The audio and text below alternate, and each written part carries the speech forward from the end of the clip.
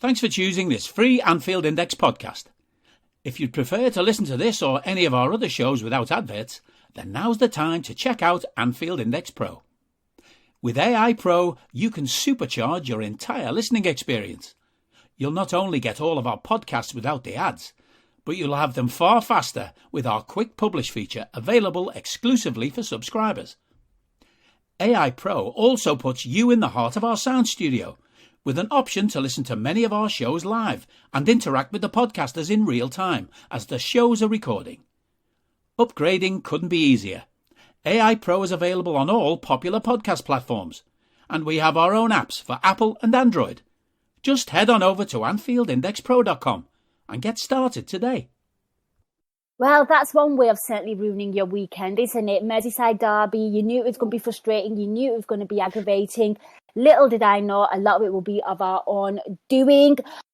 Goalless it finished at Goodison Park, which is quite fitting because the amount of times, we kind of hit the woodwork, but that's another story for another day. Plenty to talk about, plenty to get off our chest, and I've got two incredible guests joining me on this podcast who are going to help me, and we've got some callers as well. So first up, let me introduce my guests. First up, I am delighted to be joined by Sri. Sri, welcome back.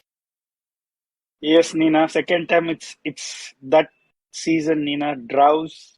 I know. I was thinking that. I was actually thinking that when Roberto Firmino came into a bit of form, I was thinking of you again, Sri, thinking, it's a man of the match, it's nailed on. But Sri, it's good to have you back. We're going to talk about the game and such things. Joining Sri on the podcast, making his debut on this season's Nina Kauser show, was a familiar voice last season. Certainly had a lot of joy on the late kickoffs. It is Karl. Karl, welcome back. Thanks for having me back, Nina. Maybe the early kickoffs aren't for me, based on this one. You know what? I'm not a superstitious person, but you know what? Let me just kind of get what you're feeling after that. I mean, what are your initial thoughts and takeaways? Because, obviously that game has probably left a lot of people feeling some type of way, a lot of questions, a lot of frustration, and then obviously we'll get to our first caller. Karl, I'll come to you first. I mean, how do you feel? Frustrated and disappointed really sums it up. I mean, it was nice to see Klopp experiment somewhat, and I think we saw it at multiple stages in that match, but, I'm just not sure it quite paid off based on not just the result, but how things panned out on the pitch. And it really feels like we're still just trying to find ourselves this season, and 6 games in, that's not ideal. You expect to have gotten going at this point. You certainly do. And, it's quite troublesome that we're actually kind of finding ourselves when, teams have already pretty much found themselves and are doing pretty well. And, not ideal if you want to be a title challenging side. I was very frustrated. And obviously we'll talk about the team lineup in a minute. But Sri, what are your, your impressions after that game? So, Nina, it's almost like what we spoke about Fulham. I seriously cannot make out what we are trying to do.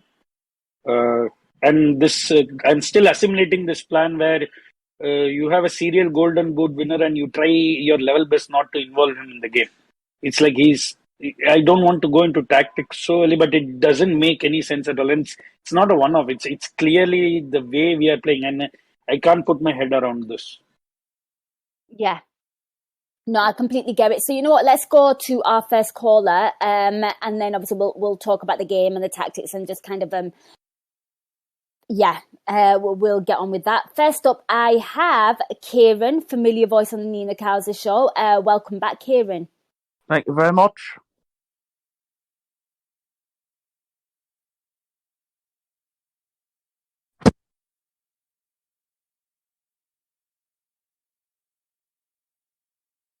Hello, can you hear me?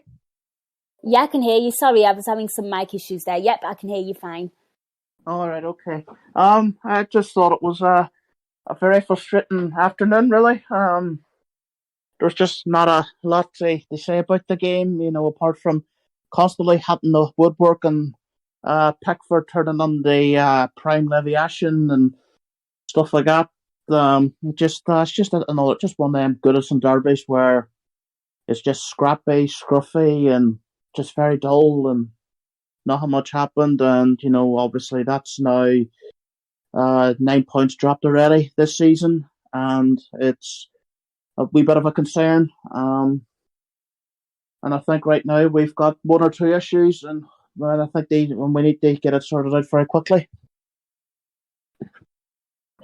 I think you've made some really good points there, and really hit the nail on the head. And we'll definitely be discussing some of those issues, and of course the poor start. But Kieran, anything else you'd like to add before we let you go? Not really, to be honest. I mean, it's just not really much to talk about from today. Really, it was just disappointing, really. And it's just a wee bit of a worry at the moment with the Reds. We've just not really started games well. We've been playing a bit poorly, but you just hope that there is rectified very soon. And once we get one or two players back, then maybe that we might be in better nick. No, thank you so much, Kieran. My pleasure, thank you. No, it's great having Kieran on, and anyone that did listen to the post-match show against Newcastle was full of beans, really sparky, and full of happiness against Bournemouth as well. But obviously, I think we've been brought down a peg or two with this result and performance. I am going to talk to Sri now. Sri, let's talk about the lineup. Karl alluded to it, and I think we all saw it. A very, very different kind of starting lineup. Klopp kind of decided to mix things up. I think injuries, certainly to the captain, maybe forced his hand as well. What did you make of the starting lineup? Also, bearing in mind that the Champions League football starts and it's a trip away to Napoli. So, all those things were probably factoring into Klopp's decision-making. But what did you make of the starting lineup? I mean, if we always say, right, when we discuss lineups, a lineup what we want, but we also add an addendum saying, but we know what Klopp is going to do eventually. For a change, we literally got the lineup, I would say, 90% of us wanted. Like, to the 11, we almost got everyone who we thought should start, or at least the fans felt should start. So I don't think in terms of personal people who were in form were put in. Nunes obviously came in. Obviously, it's just a suspension, maybe not match fit, but otherwise, we literally got the 11 we needed. Robbo, I don't want to go into the debate of drop versus rested, but it's quite clear Robbo shouldn't have started, so he didn't start. I think from 11 point of view, considering the form and also taking off the momentum from the previous game, from a personal point of view, I think this is the best we could have got, literally. It's quite concerning considering, Yeah, but it's one of the other things is it's now many games, personally, it's quite clear it's not a I know the degree of difficulties could depend on who is playing, but the problems are same irrespective of who is playing. Yeah, no, we'll definitely be getting into that as well. And Karl, I'll come to you because obviously I want to get your thoughts on the team lineup. For me as well, I guess you've got to pick the positives. I was quite impressed to see a lot of more senior players on that bench. The usual starters, like it was nice to see Jota's name back on there. For me personally, of course the new transfer loanee signing, Artur Melo was on the bench as well. Obviously Matip and players like that. But what did you, and Firmino as well was on the bench. What did you make of the change? Yeah, so certainly we knew there was going to be changes. I mean, to begin with, there had to be, given that Henderson got injured. But I think people thought Klopp would play it more safe and go with Fab, Milner plus one other in midfield. So I think people were pleasantly surprised to see him go with the two young lads. And you can't argue with it too much, given how they pretty much bailed us out against Newcastle. But personally, while I was excited, I also had some concerns. It drew me back to a game a couple of seasons ago where we went with Fabinho, Keita, and Ox, and people were elated.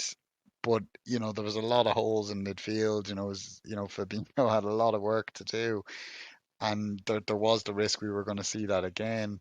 It wasn't quite that, but certainly as the game went on, we saw that it didn't quite work, and that's no knock on the young lads, but it's a tough game to kind of experiment in, given we know what Everton are going to do in midfield. They're going to get at you at 90 miles an hour. They're going to make it hard for you.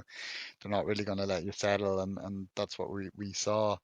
As for the Robbo Simicast, I tend to lean on the rest side of the debate. I think Robbo wasn't great in the first couple of games, but I think he certainly improved in the past three games. Particularly, I thought he was one of the only players who was decent against United on what was a rotten night for us. But obviously, you don't want to overload him. It's unnecessary to do so when you have such a quality understudy in Simicast. And I thought Simicast came in and did quite well on the night, or on the morning rather. I think that's fair, and I like the fact that you kind of got your times mixed up there as well. That just gave me a little bit of a smile because you're so used to the late kickoffs. Right, before we get into the game, let me quickly go on to our second caller, because I'm guessing, they just want to get maybe set the tone for the pod as well.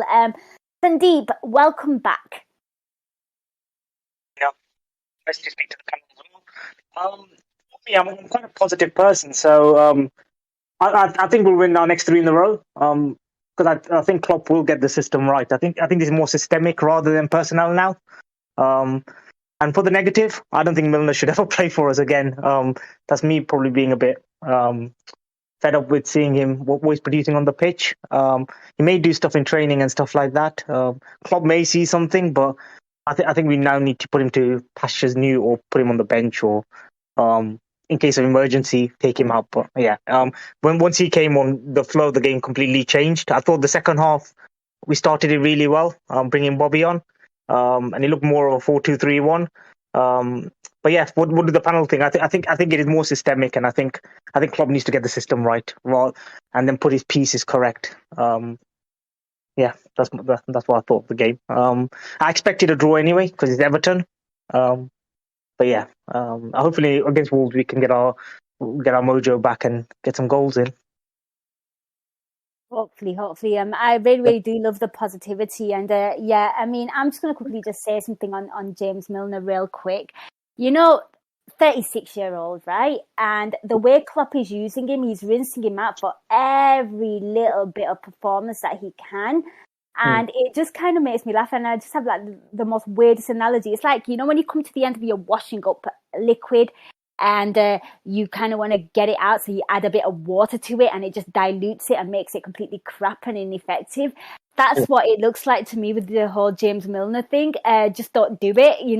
When you've reached it, just allow it. And we're going to talk about the subs and, the impact or the negative impact that had. But thank you so much, Sandeep. I'm going to go to my panel now, and we're going to discuss your thoughts on the system and can we get it right. And thank you for bringing the positivity that Liverpool might win the 3 games.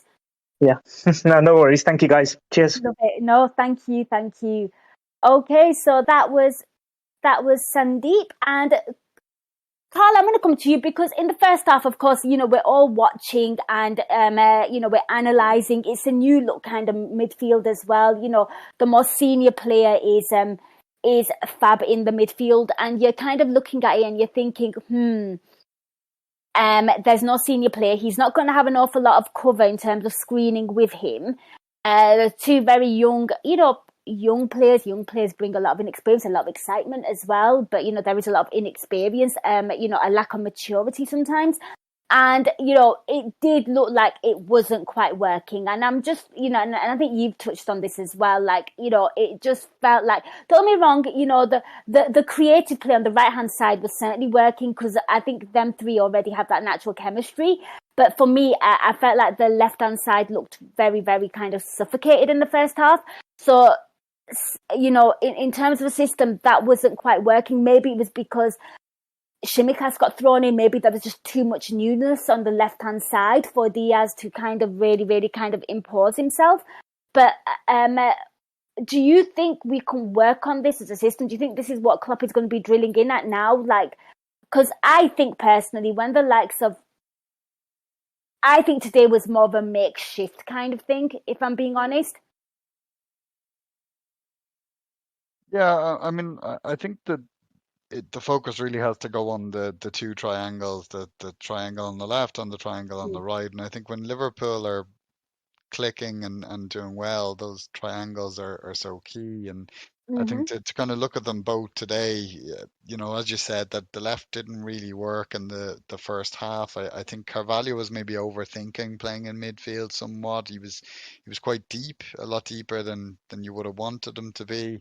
I think as well, kind of Everton kind of got numbers on that side, and at times Tsimikas and Diaz were just running into traffic. And then over on the right hand side, it looked really promising in the opening 5 minutes. The three of them were linking up so well. But then suddenly in the second 5 minutes, I think each of them gave the ball away sloppily. And unfortunately, Trent kind of carried on that trend from there on out. It certainly wasn't his best game possessionally at all. And Salah, as I think I said at half time, I was hoping Salah would stop trying to have a conversation with the corner flag, because he was very, very wide, and that's not where we need him to be. We need him to be closer to the striker and where he can cause damage. And I think that's where we really failed, was with both of those triangles in that first half, because it just didn't click in the way we needed to click. Absolutely. And Sri, I'm going to come to you as well. I mean, let's talk about the initial question by Sandeep about, in terms of system, can Klopp get it right? But, just I want to get your thoughts in terms of what I've said, what Karl has said there as well, because, again, you kind of touched on Mo Salah there as well. And, he should, I don't know, like, even when it came to the triangles, I also found that sometimes he wasn't the one that was probably the most progressive. He's probably the one that was probably isolated most wide. And again, just to kind of back up what Karl had on his notes, that why is Mo Salah having a conversation with the corner flag. But even in terms of those triangles being nice, maybe something needs to change up where Mo Salah is maybe being a bit more of a potent figure in terms of attack. Yeah, so multiple things. Obviously, Sandeep is positive enough to assume we win 3 in a row. But pragmatically, with this functioning or dysfunctional midfield, the only way we win 3 in a row is if we play ourselves. There is no other way this midfield can function. But coming to the triangles, I think there was at halftime, there was a pitch map for Salah. He had 17 touches, like almost 9 were on the line. And thankfully, there is a line. Otherwise, he would be in the stand. He can just keep going.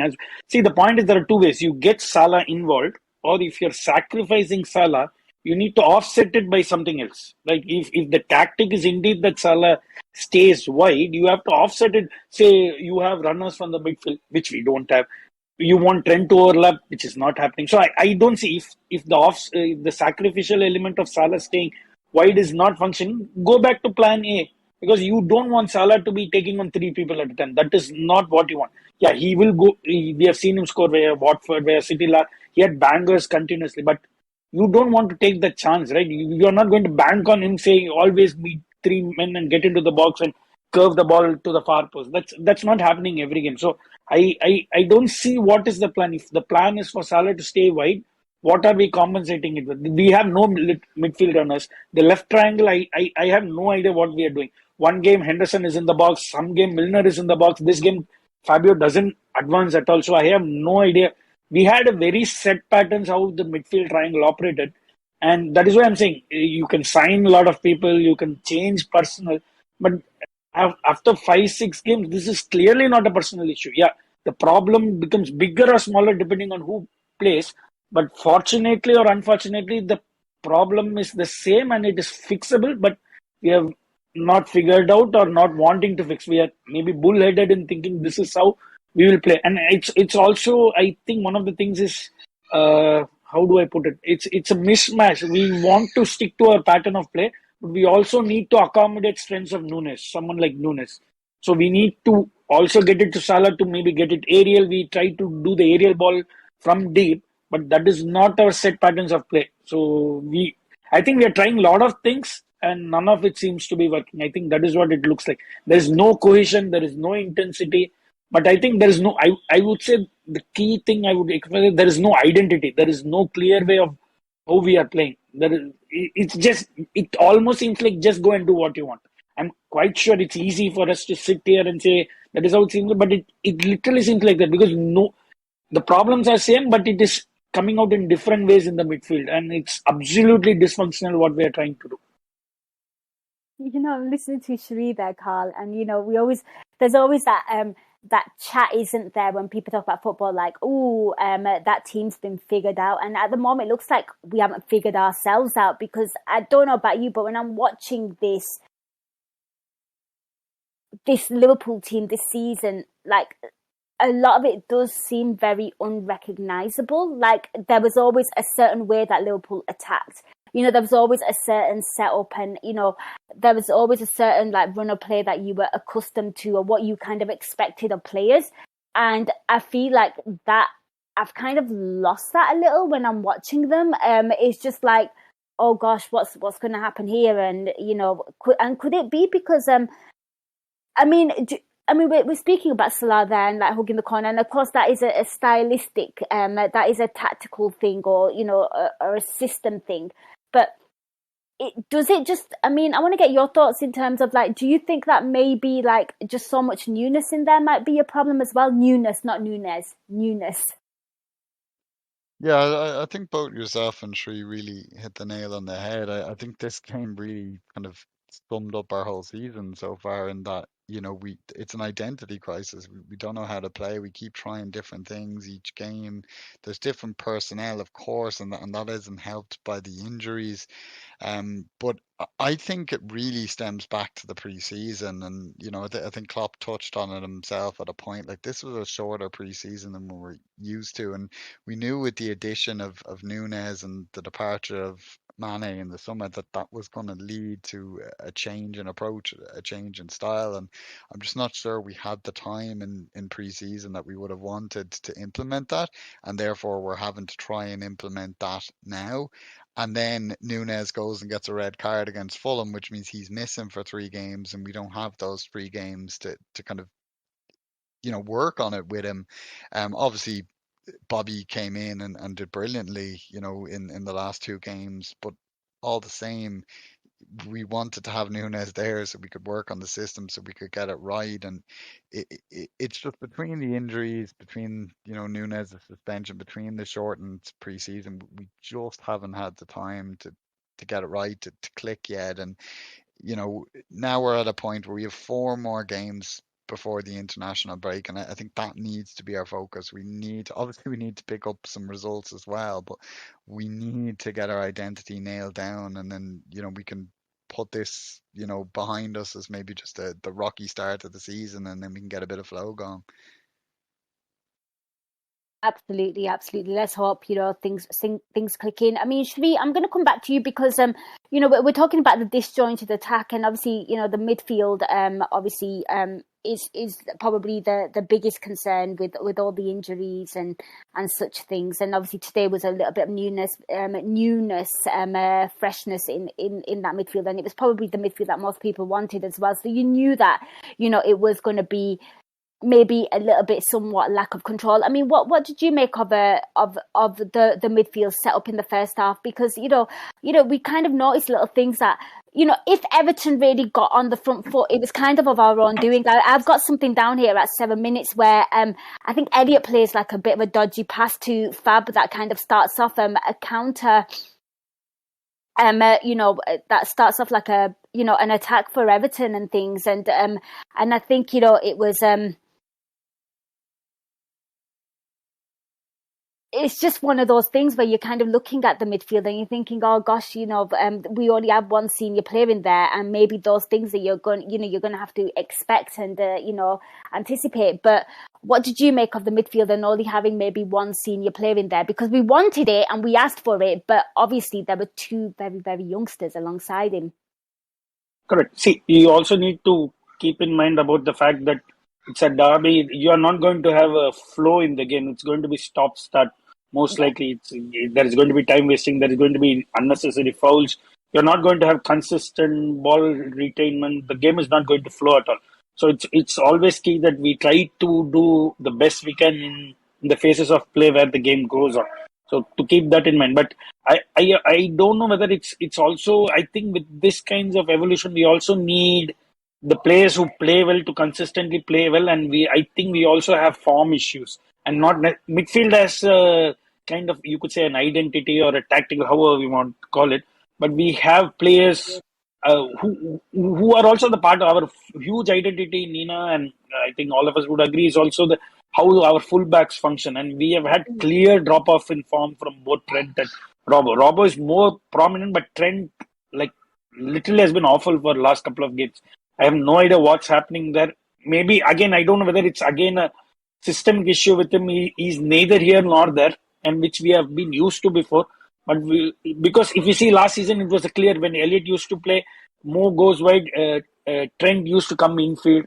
Now I'm not sure he does that either. He doesn't go wide either. He's not attacking. He's not defending. If you see, most times he's caught somewhere in the middle, and he seems flat-footed. I don't know, no idea, but it's a feeling what you get from outside. I think it's also an issue that the fullbacks are not functioning, because our midfield has always been not like a creative, expansive. It's a functional midfield. So the midfield doesn't function. The creative areas are out wide, which are not functioning. We have players off form. Virgil is nowhere near the best he can be. We have his partner. His preferred partners are obviously last season was Matip and Konate. We don't have either. So there are multiple problems in defense or form, personal or form in defense, and you have systemic issues down the middle. I don't know. You can't get the ball to attack. If you see, you can always say Mo could do, but we don't get the ball enough to the attackers at all. So you can only do. We literally needed Bobby to come in and play kind of a hybrid 10 and an 8 role to literally get the ball to the attackers.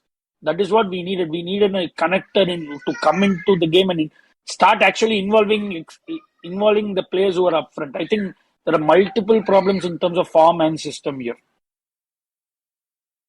Yeah. And I'm going to come back to Karl. Karl, you kind of touched on, having a short pre-season. And of course, it might just, be more detrimental to Liverpool, given the fact that they played every competitive game possible last season. And obviously the impact on the legs, and Sri just touched on something about Trent there, and I remember my post-match show against Manchester United. Yes, I had to cover that with our good friend Justin, and Justin made an observation about Trent, and he just basically said on the pod, if anyone who hasn't heard, and that Trent, it looks like maybe all that muscle gain has kind of slowed him down a little, because one thing that you knew about Trent was that he was pacey. He was quick. Yeah, I can't really say I've noticed that so much this season, and maybe that's just simply because I've been focused on Trent's sloppiness on the ball rather than his movement off it. But there's certainly something wrong there, and I mean it's not the first time Trent has had a slump. I remember kind of in the aftermath of him having COVID. He was very much off it, and people were joking on Discord and Twitter about him being space jammed, as we like to say. And Yes. he eventually got back there and back to Yeah. his best. And obviously, we're holding out hope that's just what it is. Again, just he's having a bit of a slump, and every player has them once in a while, and he'll get over it. But I think, well, Trent is probably the most striking example of it. I think he's not the only one who hasn't quite woken up so far this season. I think Sri kind of pointed to Van Dijk, and I think that's another great example.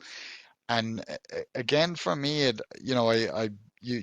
I go back to the preseason, and you mentioned how many games we played last season, Nina, and I think when people got to the summer, you're gonna your mindset is going to be right. I finally get a chance to relax, and you get into that mode, and then suddenly you're in preseason, and it's a short preseason, and you just don't quite get a chance to get that out of your system.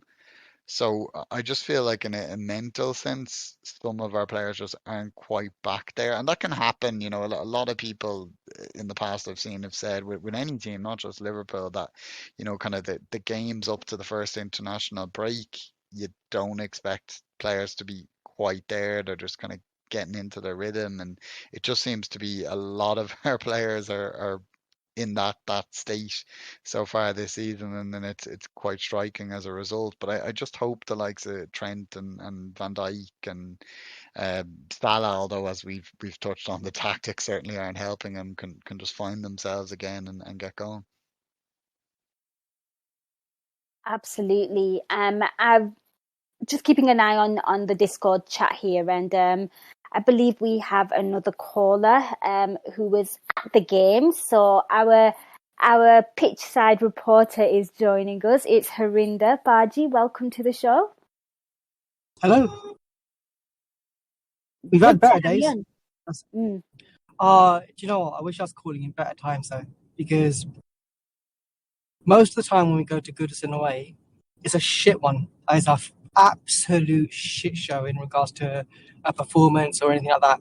Case in point being under Allardyce, I think it was like 15, 16, 16, 17. I think they had Allardyce as manager. And it was a shit 0-0 or a 1-0 or something really stupid like that.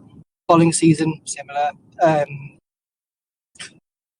Following season after that, similar. So, you know, 0-0 in the 18-19 season. Where all we wanted was the win. Desperate for the win, and we didn't get the win. Today, up until the 40th minute, I kid you not, about 5 minutes to go in the first half, and something I thought to myself was, you know what, our front three haven't been very effective today. I wonder where they are. Case in point, Darwin Núñez hits the bar, Luis Diaz hits the bar, you're like going, Jose hits the post, you're like going, fuck's sake. And that kind of epitomised our day today. Yeah, if it wasn't for Pickford, if it wasn't for us doing our own stupidity in certain places and giving the ball to Everton, it was just so frustrating, you know, to watch, especially in the second half, like whereby we created chances, it seemed to appear that we created chances, and Pickford kept on saving them. And you're like going, for fuck's sake, you're supposed to be absolutely dog shit. And I remember Carl's words from the preview show that he did with Guy Drinkle, where he was saying that Alex Iwobi and Pickford were having the form of their life. They did today. Again, bastards.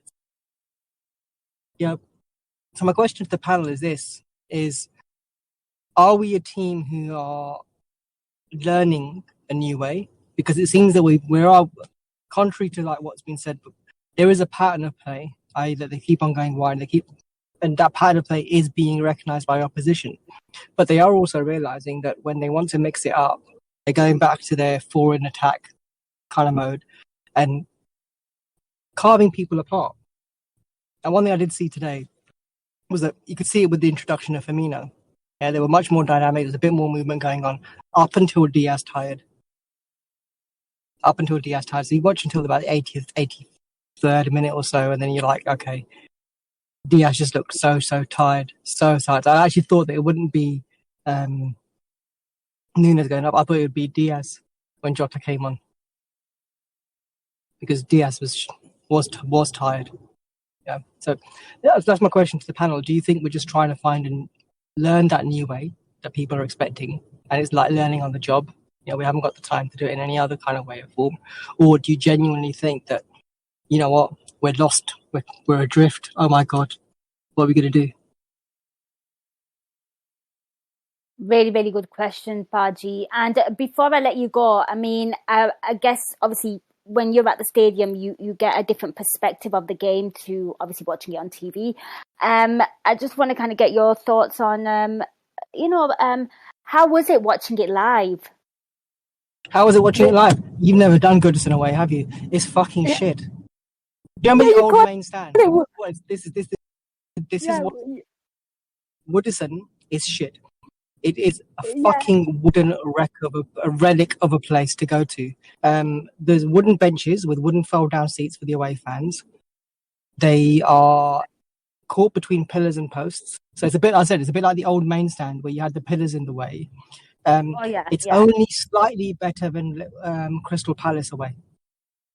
only slightly better in the fact that there's not as many pillars in the way to obscure your view. But the problem is the gradient is so shit that once somebody's in front of you, that unless you've actually got a vista between two bold heads, you ain't going to see shit.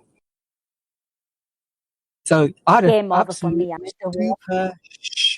Yeah, it's a shit show when it comes to being an away day because you can't really see very much. You can't focus on the whole pitch. You see sections of the game as it kind of splits and goes by you. The most frustrating part of that is for the first half, where not a lot happened other than the last 5 minutes or so. You don't get to see the build up properly in respect to, the Nunes shot as well as the Luis Diaz one. You kind of get to see bits of it. Second half, you get to see a lot more because it's in front of you. Cool. Right, Harinder, I'm going to come to the panel. I'll come to Sri first. Sri, Harinder's question. Sri! Are we learning on the Sri, job? welcome to the UK. Hi, Baji. But I was going to say you didn't miss much anyway. If you couldn't see anything, you didn't miss much. And there was no build-up on all. It just happened randomly. So you didn't miss at all.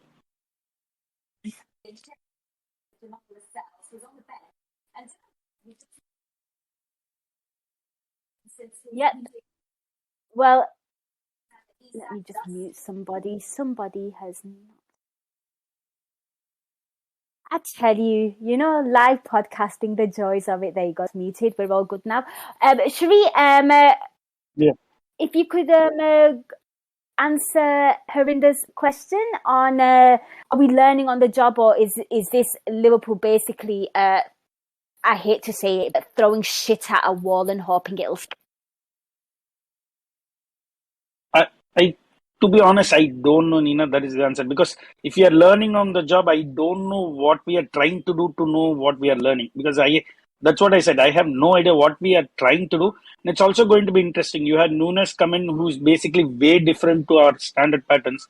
Now you have Jota coming in, who's not had a preseason at all. So if you are trying something else, he's obviously not been involved. Maybe theoretically he's involved, but he's not been on the pitch to get involved in the tactics. So it's also going to be interesting how we are going to integrate him, or maybe with Jota coming in. If you see when Bobby comes in, it almost seems like status quo. We go back to status quo. Things seem to click somewhat or the other. Maybe, I don't know, maybe it could be the same. So I think it's somewhere between both, like trying something and hope it works, but also trying to learn on the job. The only thing is I hope we know what we are trying to learn.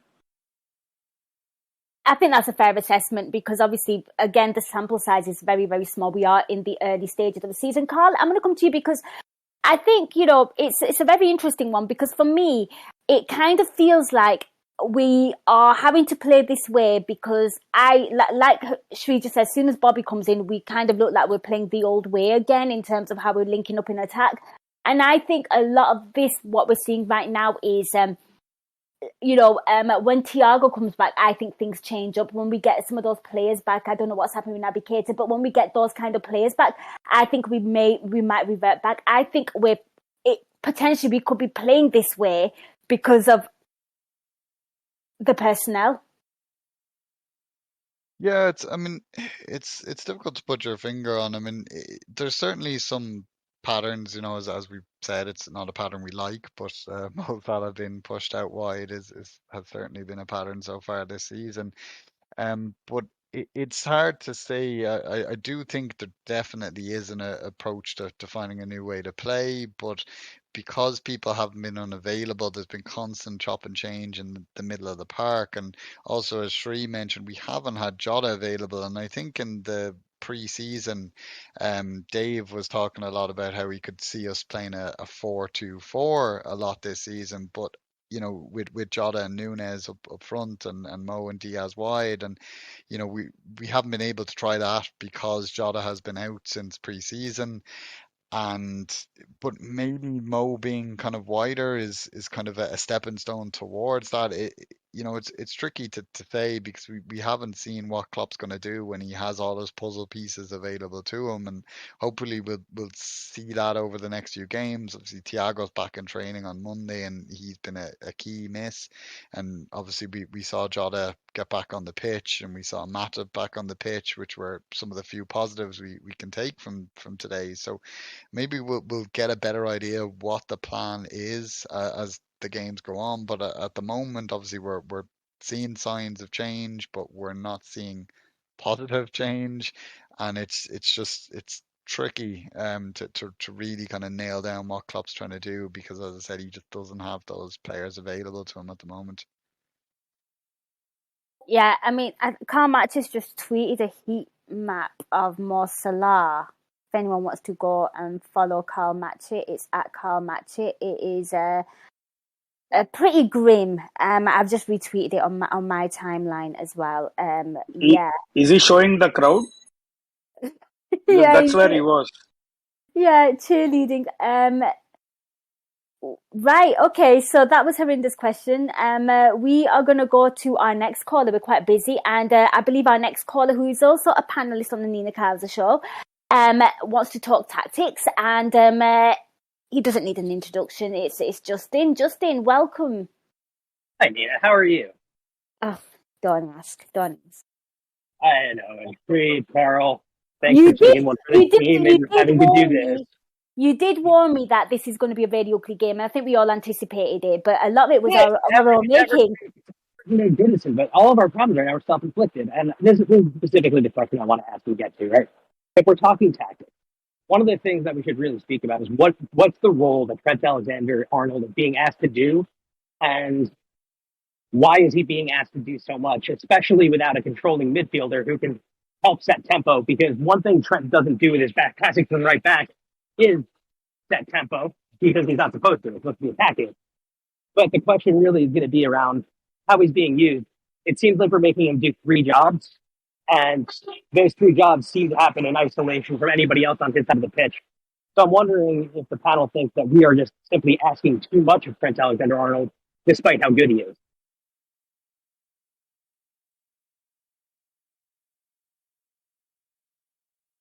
What do you think would improve that, Justin? Like, do you think it's personnel? Do you think it's the players that he's playing with?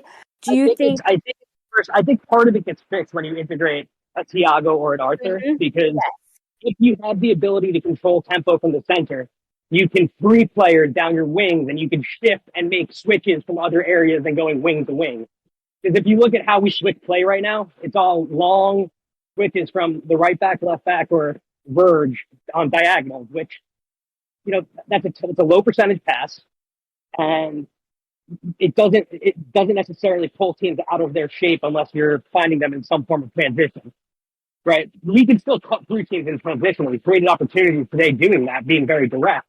But what we can't do is when the other team is set, have someone, none of Trent's passing is breaking anybody's line, right? We're not doing anything between the lines. We have 1 player there, but we probably need 2. And that's what these tactics probably need. But it's still without a controlling midfielder. Trent probably should be delivering from deeper places where he actually has time and space to pick something rather than just forcing everything. I mean, Karl, I'm going to come to you. I mean, how do we fix this right now with what we've got? I mean, of course, Justin has just kind of touched on the fact that, maybe when somebody like Thiago comes in and, that gives us a different kind of option in terms of the right-hand side, in terms of what's happening, the defensive work, the kind of balls and the input that's going to be put into for our front men, and also the defensive work as well in terms of cover. But, I mean, for me, I feel like, I don't know, like it feels very much like banging your head against a brick wall in terms of, well, this is what we've got right now. And do you agree with Justin's points about, Trent maybe being asked a little bit too much to do? A lot of, not only is his defensive work, he's having to put more into his defensive work. Whether you think it's good or bad, that's up to you, and you can decide that. But maybe it is lacking because he's doing so much elsewhere as well. Yeah, I mean, firstly, I have to say, having, it's been such a weird show when you have Harinder call in and not be screaming down the mic and calling half the opposition cunts, and then you have Justin calling in and not being positive. I think that kind of sums up how the game went. But to answer Justin's question, I think he's made a great point there. It does feel like Trent has been asked to do a lot.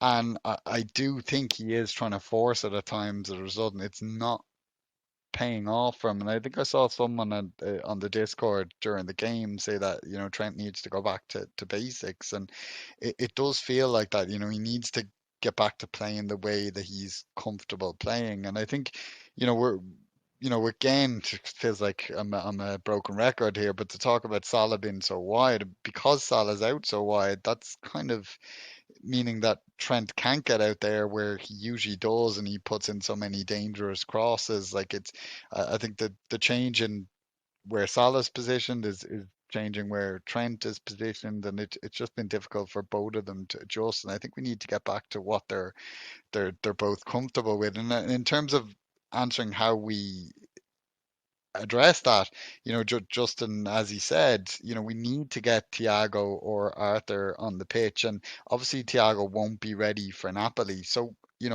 Klopp gambled a couple times today and with mixed results. So he needs to gamble again. He needs to throw Arthur in there. And I mean, Arthur, he's been playing in Italy for 2 years. He's used to playing against Italian sides. I don't think Napoli is going to be a new experience for him. So I think we need to get him in there on that left side, which would give us more control in midfield and let Trent and Salah get back to playing the way they played last season, and the way they're both comfortable with.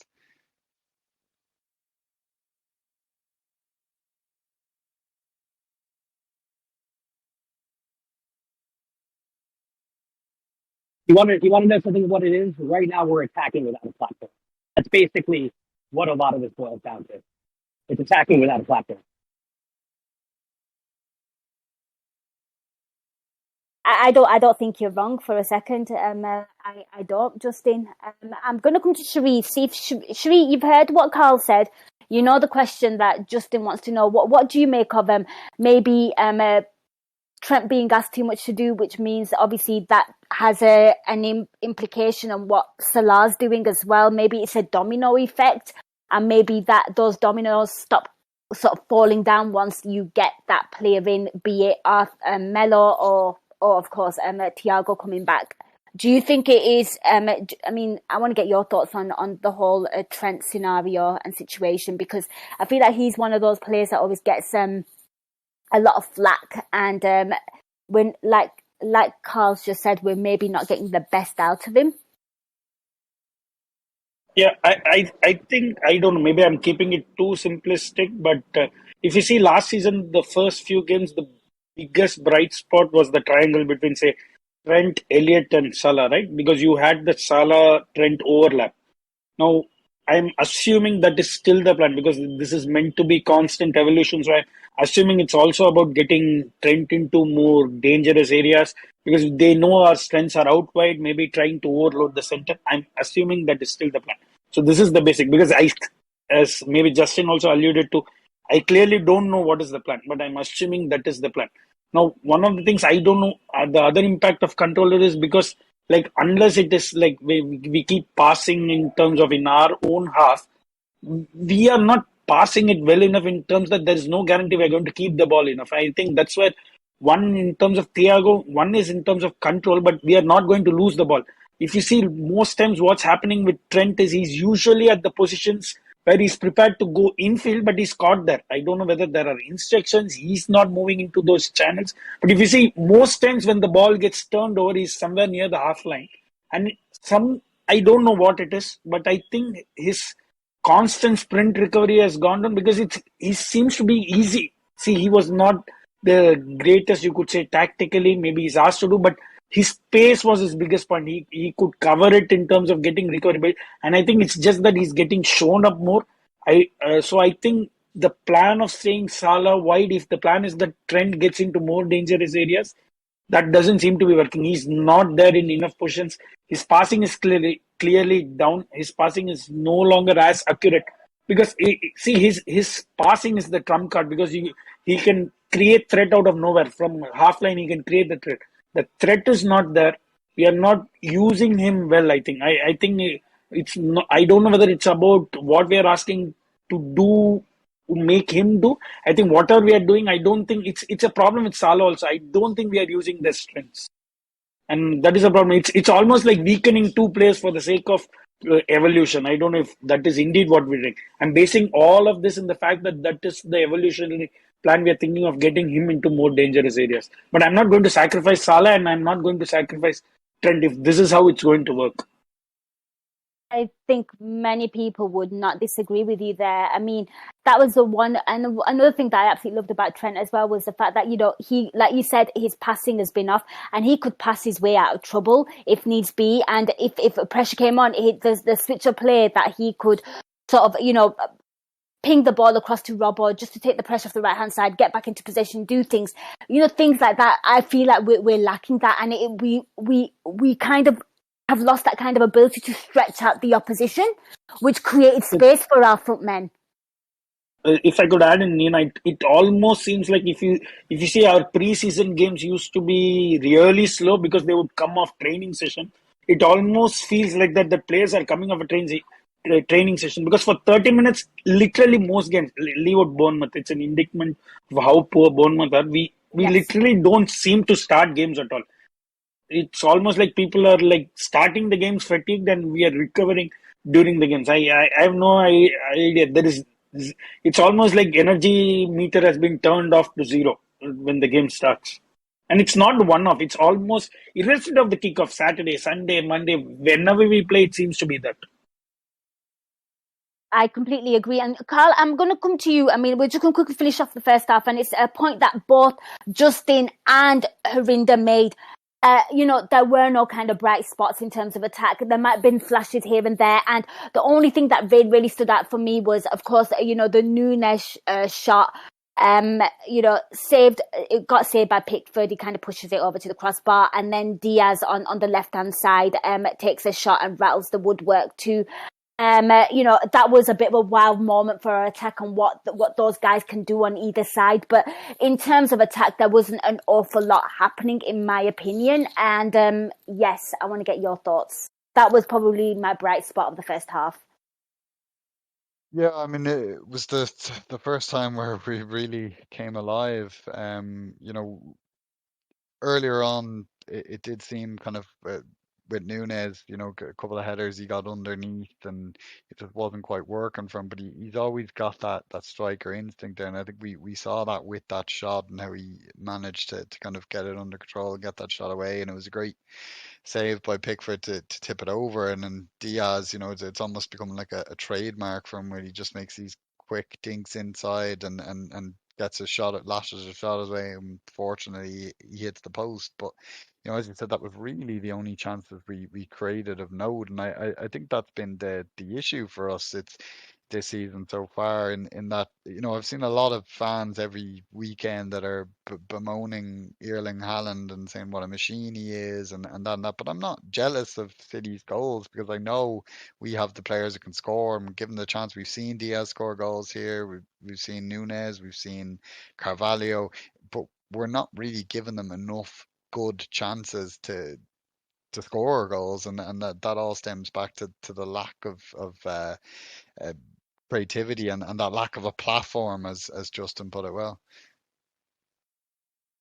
And Shri, I'm going to come to you. I mean, what did you make of the bluntness of our attack and in our first half? And obviously, for me, that was the most notable chance. I mean, it's also worth noting that Everton scared us a fair bit as well.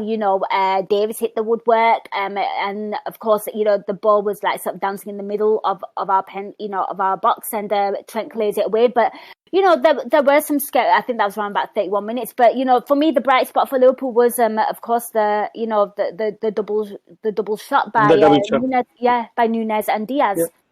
I think the difficulty was you could not even say that when those chances came that those chances were coming, because we were nowhere in the game. It was almost like a random spot. I think a lot of people would have felt it that shot literally came out of nowhere. It's basically Torres versus Blackburn, right? Almost. Just that the swivel wasn't that much, but it's practically that shot. Great save again. two shots on, you could say, on the bar and the post, but it's not like we were dominating and the chances were coming in. And I think that is the more worrying part. That there was no way where we are saying, you could not even say we were building into the game, because it happened. Then again, it died down. Not much threat. I think we kept a lot of the ball, but without doing much with it. Maybe it's an abstract comparison. It almost felt like watching early Brendan under Swansea. Almost like we had the ball too much in non-dangerous areas, and when we got it into dangerous area, we literally kept turning the ball over. So I have no. I think the first half was really bad to watch. I would that's what I would say. Other than the two chances, but I didn't thought that they were actually going to happen.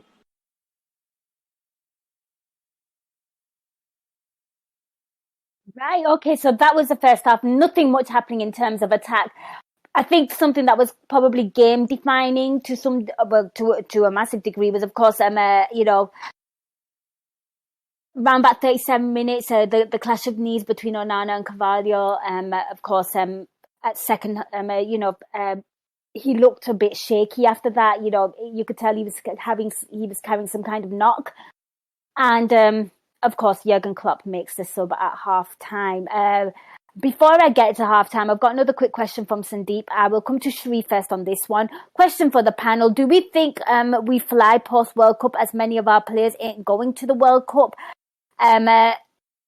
What do you make of that, Sri? I think, as far as I know, we are going to Middle East because they want to be in the same time zone. I think I read this somewhere. I think they want to be in the same time zone, and also as players get eliminated, they can quickly come back into the squad. That's what I read. So I believe we are going to be somewhere in the Middle East. That makes sense. It's going to be a summer training camp, I believe, something of that sort of players who are not going. I don't know if this is true, but I recollect reading this somewhere. Makes sense, doesn't it? It does definitely make sense, and I like the fact that Liverpool are actually thinking ahead, and that's quite progressive thinking. So if players get eliminated, they can just join up with the squad really, really quickly. Same question to you, Karl. Yeah, I mean, I hadn't heard that, but it does make a lot of sense.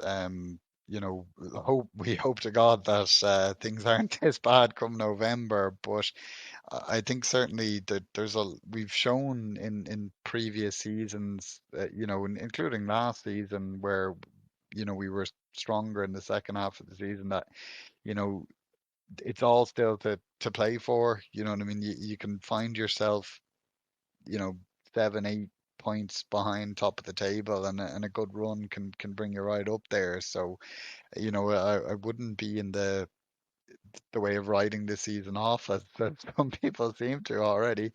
So whatever advantages we can give ourselves, and if we, whatever helps us kind of hit the reset button, I think a training camp would certainly do that. Yeah, Sharice just shared the article on in Discord. It's on The Athletic for anyone that wants to read it. Liverpool to hold a Dubai training camp during the World Cup.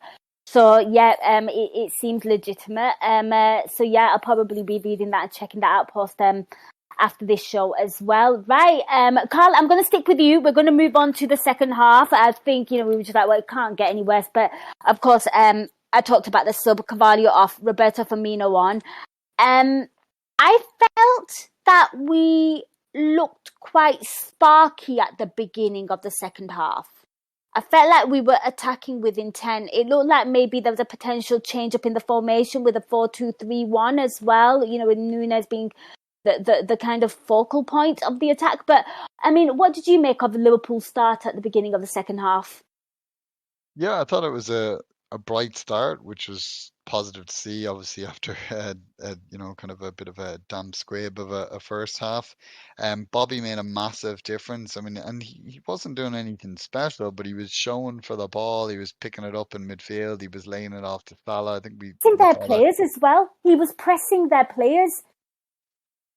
Yeah, which as we said, Carvalho, and we're not gonna knock a young lad, but he just didn't get involved. You touched on when he got injured in the first, well, a knock rather, and I think that was the one time where we kind of saw him getting involved, and unfortunately it led to him getting hurt. But Bobby, he was making himself a body in there, which was something we were sorely missing in the first half. And I think it gave us a lot of momentum. And not only was he shown in the midfield when he was laying it off to Salah, and he was getting forward and getting himself in dangerous positions. And it kind of felt like there was a spell where it was a case of Bobby versus Pickford. And unfortunately, Pickford was able to match him in that sense. But I think it really gave us a lift, and maybe for the first time in the game we were hearing the Liverpool fans singing, and you were feeling a bit of restlessness among the Everton fans, and that's what you want to do is unsettle them, and we really failed to do that in the first half. But it looked like a bright start to the second half until unfortunately we made further changes that upset that rhythm. It did indeed. And Sri, what did you make of Liverpool's more sparkier start to the second half, and Roberto Firmino coming in and just bringing that kind of familiarity maybe like to Mo Salah and the attack as well? If you see the minute Bobby came on, the first few passes was him and Mo. It's almost like we suddenly realized, we can involve him in the game. It's allowed. It's not illegal. It's almost like we decided to start involving. Mo started coming in towards the edge of the box. And it was just a give and take. I think we needed that connection between the attack and midfield. Again, as you said, some games we have the midfield so advanced beyond the attackers. Some games we have it so deep. It's either here or there. It's not consistent at all. So I think we needed that connection. Obviously, we came in hot, and I think we deserve to go in. I have no idea why we made that. Wasn't Trent taken off last game? I think he was, right? I have no idea why Robbo had to come on in 59 minutes. Tsimikas has literally not had game 10. Why couldn't he? And it was not like he was bad either. Tsimikas, I would say, was at least the top 3-4 players. If there were top performances, he was one of the good performers. I have no idea why we made it. I can't even recollect when Klopp actually made subs in 60th minute. And you know what? I'm glad you touched on that, because one thing I kind of noticed was the triangles on the left-hand side started significantly improving in the second half. I find Correct, that because we had that connector, because it was almost like Bobby was like, you could say, a yo-yo. He was attacking, sometimes he was dropping deep. We were using him as he was a line by itself in terms of the attacking lines. He was a line by himself. He was just connecting the dysfunctional midfield and the non-involved attack, if you could say. And he was the glue, you could say. And I think we were almost we were dominating the game. I could say at that point, if we had scored, you could say at least we deserved to go into the lead, because we were playing really well. And I have no idea why we did the fullback subs, and that to both. Robbo needn't have come into the game. I don't see a reason why Robbo should have come in, and that too at 58 minutes. You haul players in when things aren't working, and I wouldn't say Tsimikas was one of the players where it was not working. And it's all easy to criticize Milner, saying he should never play again. Klopp puts him there. Why is he putting Milner at right back when you know he's going to take on Gordon? Why would you put him there? You cannot blame Milner. He's not going to say, I'm not going to play right back. He's going to play wherever he's asked to play. Why are you putting him there? If 10 minutes later we had the brain to swap Gomez to right back, if Matip is on the bench, why don't you bring him in 59 minutes? If that is the sub you want to make, why don't you bring Matip at 59 minutes, get Gomez to right back? Why would you bring Milner in and it just shift? See, and also, as we discussed beforehand, these games you are not going to have continuous domination. It's a stop-start. It's a momentum-based game. You need to seize the momentum for short periods. If you see, it just became end-to-end. Game became stretched. We absolutely turned over our domination.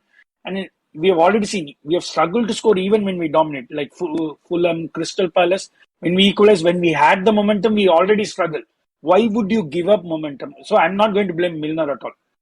You know what you're going to get from him. He is going to get skinned. He is going to be beaten.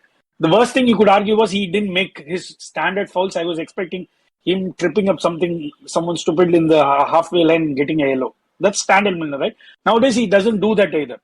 He doesn't even get to the player. Yeah, he doesn't even get to the player to make the foul. So that's a clear drawback. But Klopp puts him at right back. And 15 minutes later, he gets Matip on. Why would you not do that 15 minutes earlier? I'm seriously not understanding. I don't know. It's not an excuse to such poor decision making. You don't put him at right back when you are playing someone against God. Would you put him against Zaha? No, but he will.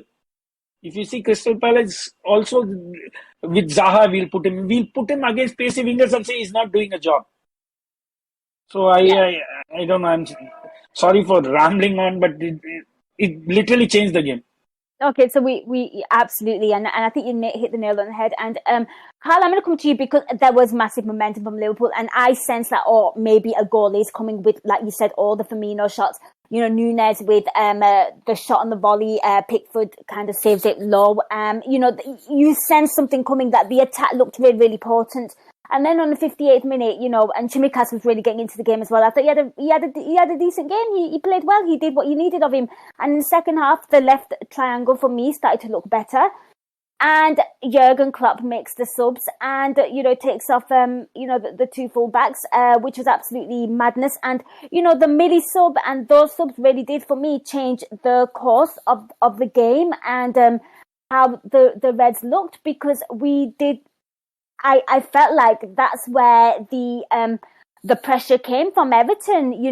I saw, I just talk about the subs for me in general, but, obviously we saw, Gordon just turn Milner inside out and just skin him all the time, and there was no pace. He looked really leggy. I also believe for the offside goal as well, Milner was quite dreadful. At one point he kind of lost the ball in the middle of the park against the runner play when we were having all that attack. And, Everton went on the counter, and Joe Gomez, who I thought actually had a pretty decent game, had to do enough to put the man off the shot. And it was just awful. It was absolutely awful. It was Gordon, and Gomez did really well to put him off. And I think that was around about 67 minutes. It was bad. Yeah, I mean, it was a real head scratcher. I mean, with Tsimikas, I'd agree with you. He was one of the better players, I thought, and I thought when Fabinho became that third player in that left-hand triangle, it was working a lot better in the second half for us. And the only thing I can maybe point to is a lot of people have been saying how we've been really focused on, kind of the sport science of people's minutes and that, and it might have been looked at that Simicast hadn't started a game yet, so maybe, this model they're following or whatever suggested that was kind of his limit for his first start of the season. I don't know, but it seemed an odd one to me because, as I said at the front end of the show, I lean towards the rest option for Robbo, but why not give him the full rest? His deputy was doing well, and just leave Robbo off and bring Robbo back in for Napoli if that's the plan. But it just seemed to upset the flow on that side. And then as for Milner, I just can't get my head around it. I mean, it's funny. Sri mentioned, would you play Milner against Zaha? And I remember, I think it was a couple of seasons ago, Milner did start at fullback against Zaha, and people were absolutely tearing their head out before the game. I think early on in the game, Milner just left a foot in on Zaha, kind of said, I'm not going to let you skip around me. And Zaha just kind of threw his toys out of the pram and played like a petulant child for the rest of the game and was completely ineffective.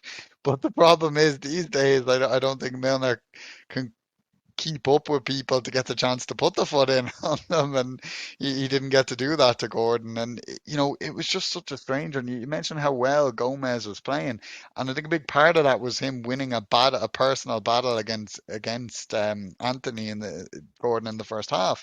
So why not move Gomez across to that right back position and bring Matip on? And I think that change, if we'd seen that, would have just only added to our momentum and helped us keep that pressure on. But this just it gave Everton a let off on both sides. It allowed them to target us, at Milner. It was just it was a bizarre double change, and I just can't get my head around it. I mean, we were happy to see Klopp have more options today, but I think with that one, he completely got it wrong in the change.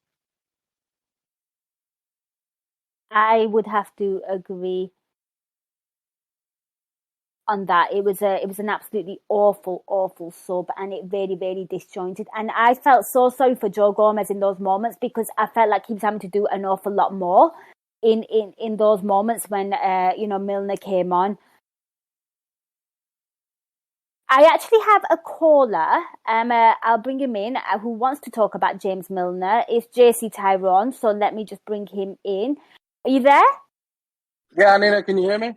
Yeah, we can hear you. Perfect time to get you on. I believe you have a theory as to why James Milner is at Liverpool. Well, Nina, anybody in Discord knows I was never happy when Milner signed his extension, and the amount of people that, I'm not calling anybody out, but everybody said he can still do a role at Liverpool. It's the same as him and Henderson. It's the last 2 years we've known that Henderson and Milner can't do a role in a European Cup winning team. This theory now that they almost won the European Cup last season, 10 minutes away from winning the league, it's nonsense. Milner's not fit to play top flight football, and all the people that said he was in June and July it's just I can't understand it. And blaming Klopp for extending him, or you can't blame Milner. He's going to play. He's going to want to play, but it's this unwillingness to criticize a lot of our footballers that have been playing bad. It's becoming a habit now. It's like you're not a Liverpool fan if you criticize footballers or something. I don't know. And we're just seeing it. We're just seeing the ramifications of it now. I know it's the problems are all obvious. The solutions just aren't as obvious, I guess. I don't know, but take it away. Yeah, we've kind of touched on James Milner a fair bit, but yeah, I think a lot of people will agree with you there, JC, that he's not good enough. And for me as well, something that I'm going to add into this as well is I'm going to do this after the pod, but I think he's played an awful lot of stupid minutes this season as well for a 36-year-old, which probably don't help his performances as well, because he's maybe a player that you bring on once every 4 games, 10 minutes towards the end, just to tighten up a game that you're winning or whatever. You don't play him like the way Jurgen Klopp has been playing him, and I think it's a hand that's been forced. But today was just absolutely recklessly stupid. Like, there was no need to bring him on. That's what really, really bothers me, and it did really, really stifle us. But yeah, I think he's too old. I don't think he's good enough, and I think he's been overplayed this season. And that's my take on James Milner. So, Nina, if I can add in, Mm-hmm. I think it's quite clear. I don't think the plan ever was that he plays so many minutes in the Premier League. And literally, when Klopp counts 8, 9 minutes, irrespective of fitness, not fit, I don't think I think the plan is always that he plays the cup games. He's used as a rotation option. He comes in to close down games. So there are two. So obviously his hand has been forced, as you said, in terms of the number of injuries. And I think there are two aspects. As we have discussed, he can't even make the fouls now, in the sense that he's got slower. And I think the others not working well just shows him up even more. Like, I think it's a, what do you say, it's a double effect. You could say that he's playing worse, but others playing even, others levels going down just shows him up more. Because if you see, so he's everywhere on the pitch. He's trying to, if you see, I think in what social media you call this as passion merchants, if that is the term. He's everywhere. He's just trying to do the best. He's willing his body to try to do what he can. Yeah. But obviously his body is not functioning, but he wants to win. I don't think there is any doubting on his willingness to push on as much as he can. He's trying his best. He's not tactically the best. He's not fast enough, but he's trying. I don't think we have been put into this position. I don't think this was ever the plan. Whether we could have anticipated that this could be happening is a different discussion altogether. I think that needs a pod by itself. But quite clearly, this was not the plan.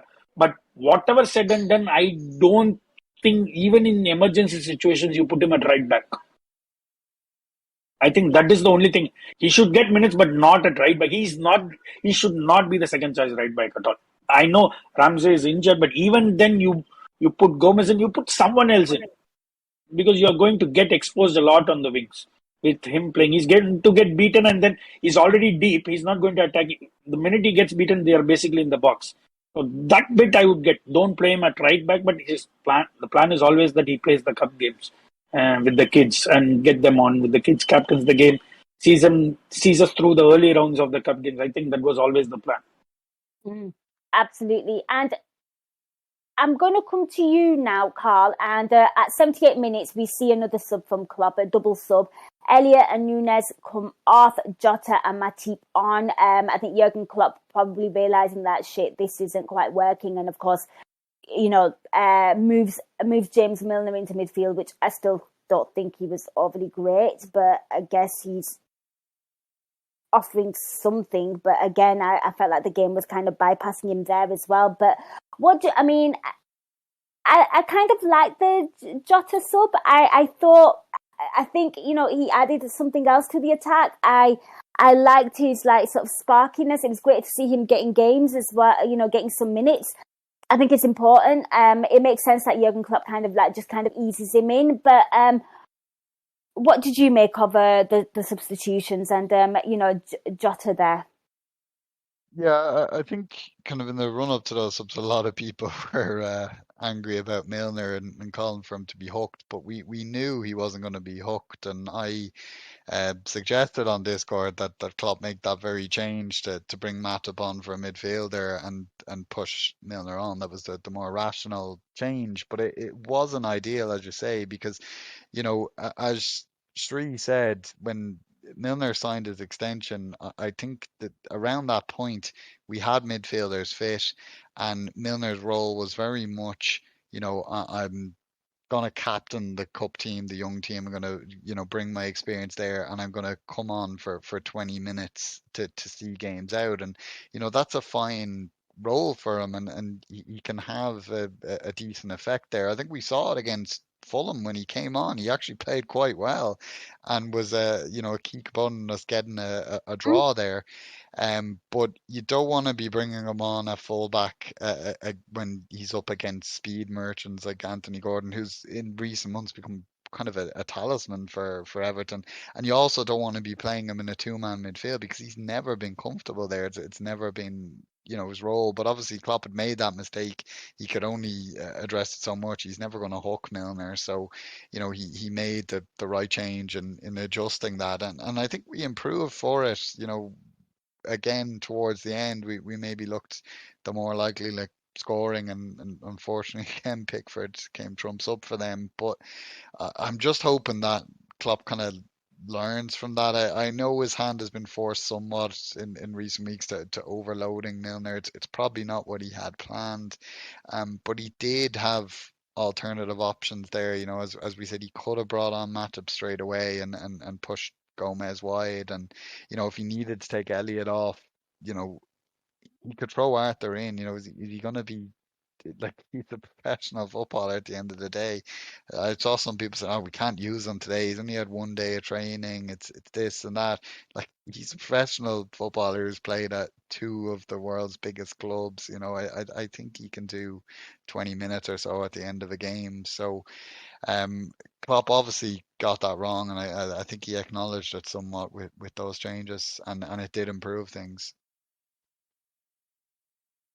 And Shri, I'll come to you. What did you make of the sub and Klopp changing things and bringing Jota on as well and taking off Nunes? Yeah, I think what Jota has had one or two sessions, and it kind of clearly showed. I think it was about trying to see again.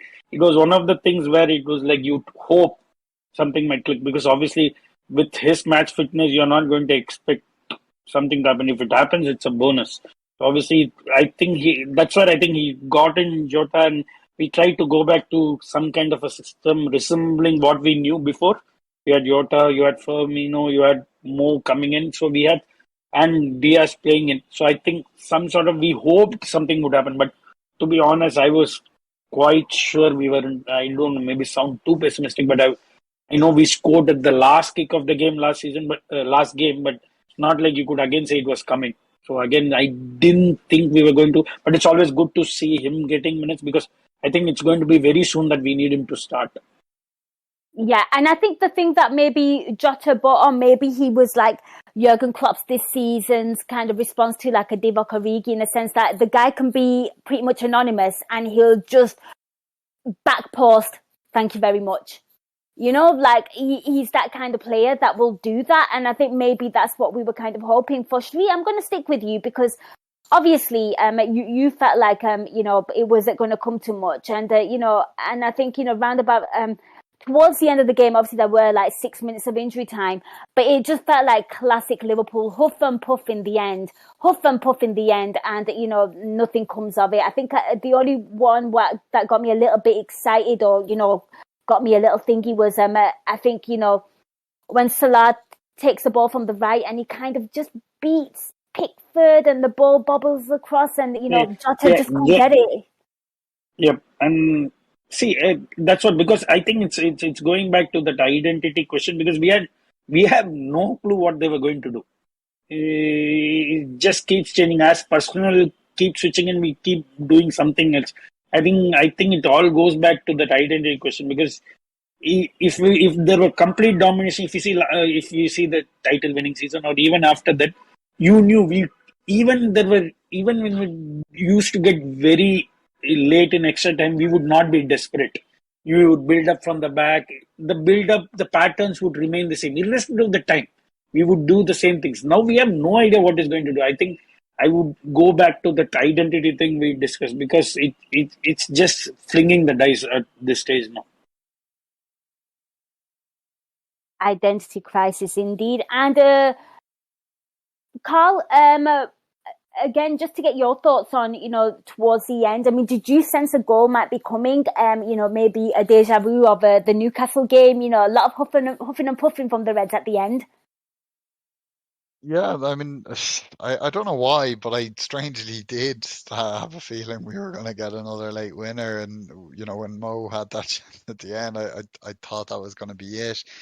I mean, we just, now maybe it's slowly wearing off, but we do still seem to have that air about us that, it's not over till it's over. And maybe the quality to make that sense a reality is somewhat lacking at the moment. But I hadn't quite given up on it, and as we said, like the kind of slight shift in momentum right at the end, did give you a bit of hope, but unfortunately it was false hope at the end of the day.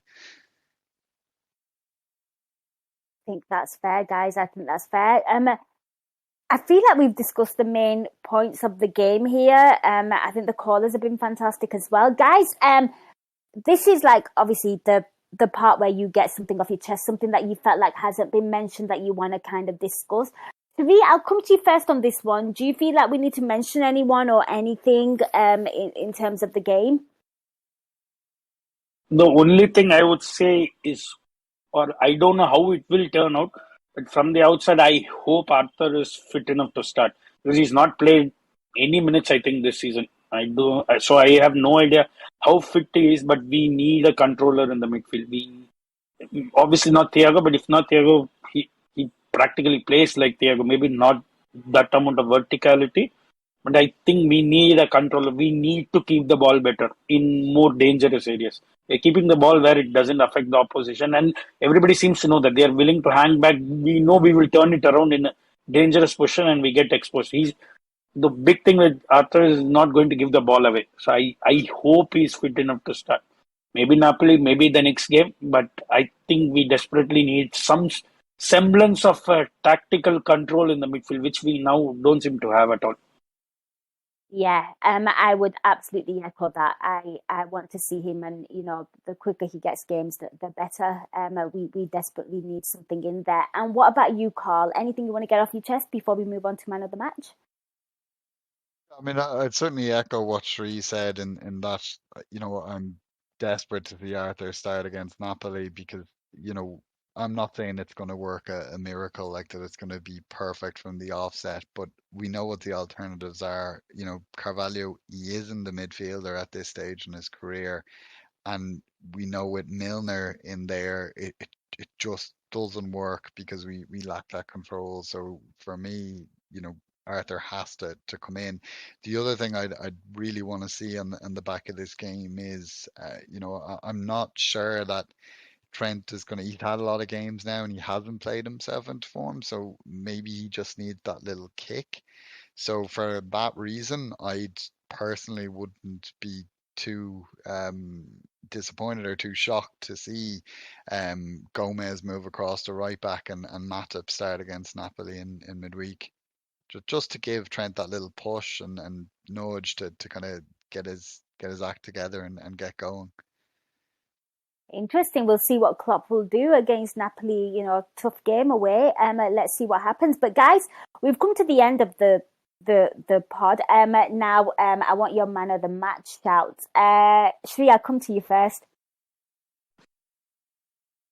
That's a tough one. I don't think there was one standout for me. I would say I would say Gomez. I thought Gomez was very good. So there is no clear top performer to see. So from what I can recollect, I would say Gomez. JC Tyrone goes ref for not sending off Virgil van Dijk. I like that. Yeah, that was a red. That was a red. Yeah, it was bad. Yeah. Shout out to you, JC Tyrone. I kind of went with Joe Gomez as well, just because he was asked to do a lot of things today, and I thought he handled the threat of Mbappe for most parts really quite well, if I'm absolutely honest. And then obviously dealing with the shit show on the right hand side as well when the subs were made. What about you, Karl? Who would you go for? Alisson's a good shout as well. He made some saves. We didn't even talk about their shots. Yeah, I mean, there wasn't many players that I'd say were good on the day, unfortunately, which is why we're so disappointed. Alisson, obviously, when he was called upon, made a couple of good saves. Tsimikas was lively. Bobby obviously made a big difference when he came on. But I think I have to stick with both of you and go with Joe Gomez. I think that's 2 games running where, he's been high energy. He's been getting into these battles with kind of the opposition and he's been winning them. And yeah, maybe at times there's a couple of misplaced passes, but I think he's about every Liverpool player at the moment. But I think him winning that battle for the most part against Gordon today was key. Because I think Everton played reasonably well today. I think their fullbacks were impressive, and their forwards at times looked lively. But I think Gordon probably had a bit more joy last time out against us playing on the counter, and I think Gomez kind of just put the foot in on him and kind of stomped that out and didn't let him get going. He had his moments, but I think Gomez made it very hard for him, and I think that was key because if not for that, we might be talking of even worse things in this show. So I certainly have to go with Gomez as well. Yep, the best out of the bad bunch, shall we say, Joe Gomez. You're the man of the match on this podcast, and for that game against Everton. Right, that is the end of the show. A massive thank you to all our callers. A massive thank you to everyone that joined us live and is sort of interactive and chatting away with us. We really, really appreciate it. We know it weren't an easy one, but we really appreciate you joining us live. And of course, a huge thank you to both Sri and Karl. One last time I go to them, I need some plugs. Sri, where can people find you on social media? Anything you'd like? Yeah, so I'm at Twitter, obviously at Srikanth Bala, but nothing to plug. I think our midfield needs one more than me. I like it. Yeah, do give Sri a follow on Twitter. He's a great follow. And Karl, what about yourself? Where can people find you on social media? And is there anything you'd like to plug? Yeah, so you can follow me on Twitter at KMac of the Cop, and no plugs at the moment. It's my first podcast in a while, so nothing else to plug. Yep. Well, you know what? I'm sure there'll be plenty more coming for both of you guys because you are really, really excellent contributors. Love chatting to you both, guys. Do follow both of these two. For my part,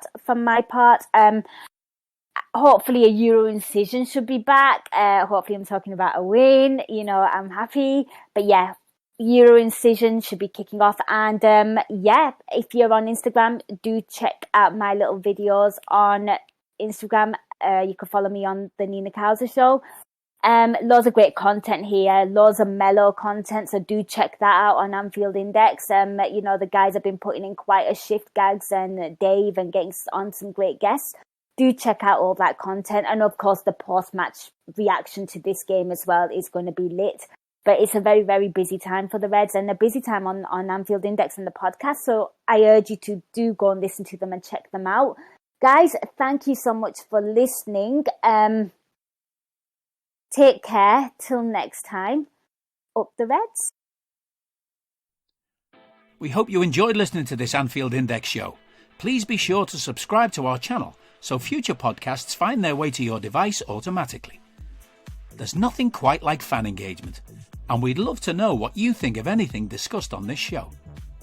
The best way to get in touch is over on our free Discord community, where both podcasters and listeners debate the hottest LFC topics 24/7. Sign up free now at AnfieldIndex.com/Discord. You won't regret it. You can also follow us on Twitter at Anfield Index and find us on Facebook by searching for Anfield Index. Oh, and before you go, we'd love it if you could leave us a 5-star review on your favourite podcast app. It only takes a couple of seconds, and it means the world to the people who create these free shows.